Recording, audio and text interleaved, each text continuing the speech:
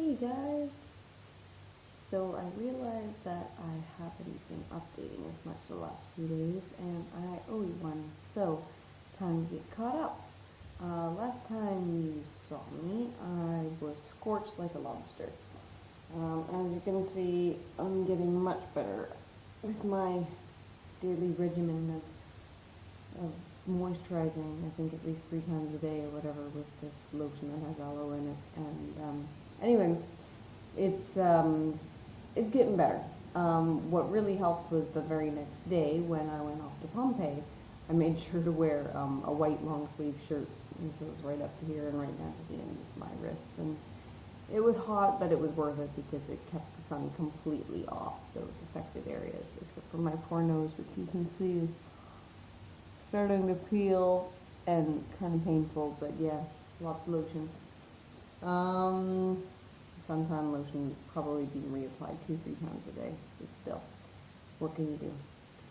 So let me get you caught up. So the next day after I talked to you was the day I went to Pompeii, and that day I got a train to Naples, and from Naples to Pompeii. And that was exciting in itself. The train to Naples was uneventful and smooth because it's a fast, high-speed train. It takes an hour and 10 minutes.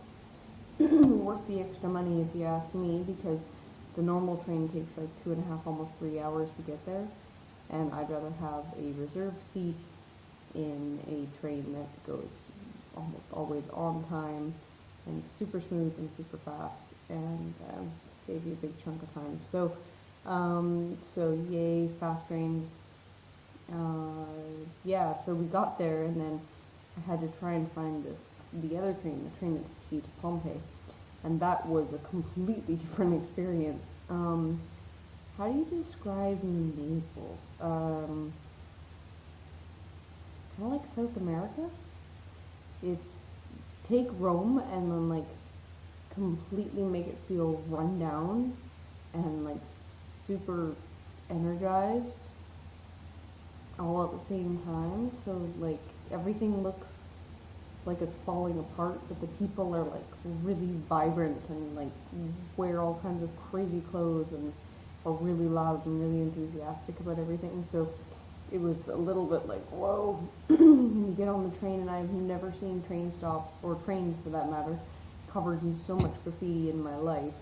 So everything was just a riot of color and paint. And but yeah, it was.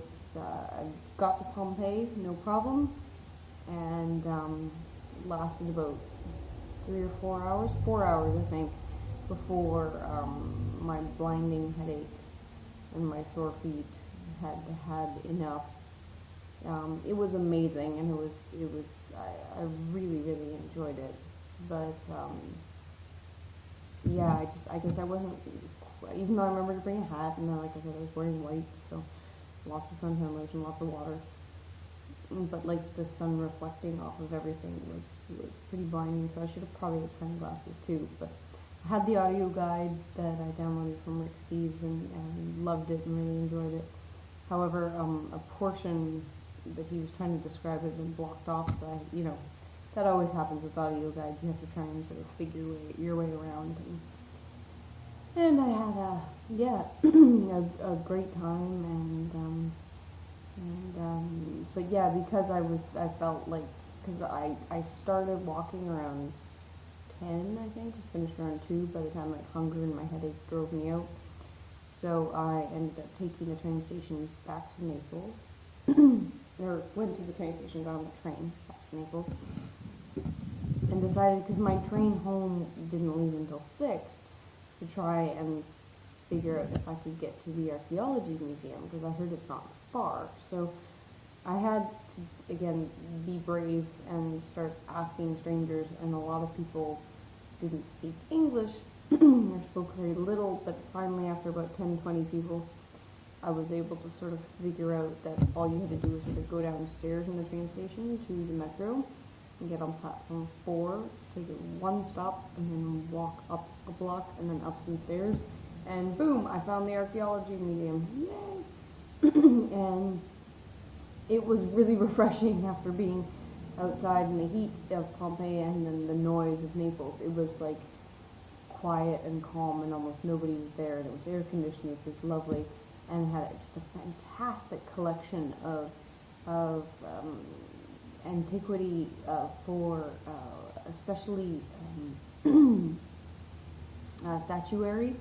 A lot of very early Roman copies of Greek originals, so very early, like 1st and 2nd century, and a lot of ones that have been recovered from places like Palatine Hill and the Forum, as well as a huge collection of treasures that were found in Pompeii and Herculaneum that weren't looted. So a lot of beautiful floor mosaics and frescoes and some glassware and some other little things like that. And it was just, it was really neat. It was sort of like part 2 of Pompeii, and I would highly recommend it if you're going. Is to make sure you go to the museum, because then you get to see like all the good stuff.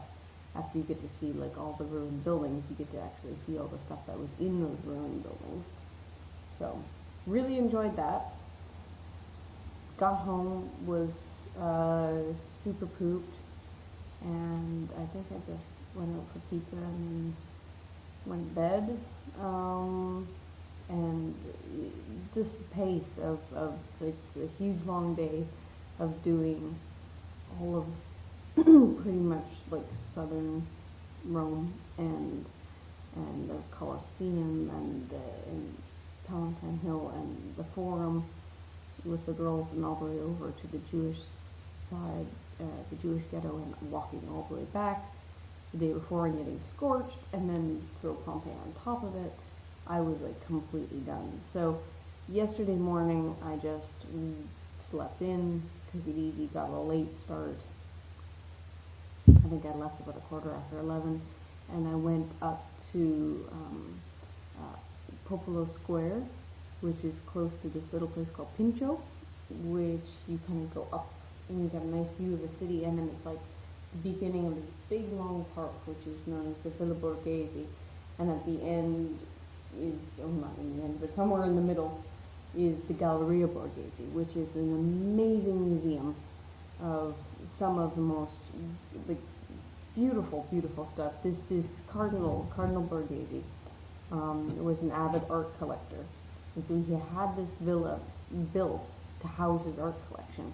Now, unfortunately, a huge chunk of the um, the art that he collected is no longer there. Like apparently, I think it was the 1700s. A lot of it went off to the Louvre, but still there are some incredible pieces there, and the building itself is really beautiful, and it was absolutely wonderful. It was the real highlight is the Bernini statues, and just blew my mind. Just absolutely gorgeous. It was the Daphne and Apollo, and the rape of, I think it's Proserpine or Persephone, and what was the other one?